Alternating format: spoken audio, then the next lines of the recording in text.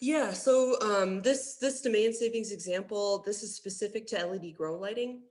So we've put together a calculator that calculates energy savings and demand savings based on that PPE method.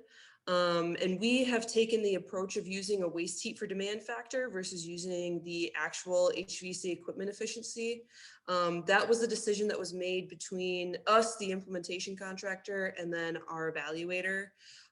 We just figured we didn't have a good understanding or knowledge of what folks were going to be implementing for HVAC equipment in Illinois. So we thought a waste heat for demand was going to be more conservative for our estimations. I think in the future, we may look at either increasing or decreasing that demand factor based on what we're actually seeing put into the field. But since the rec market is so new in Illinois, we just figured this was the best method to go with. So for example, here we've got one flower room. They're installing a fixture with a PPE of 2.6 and a PPF of 1600, which gets us a fixture wattage of 597.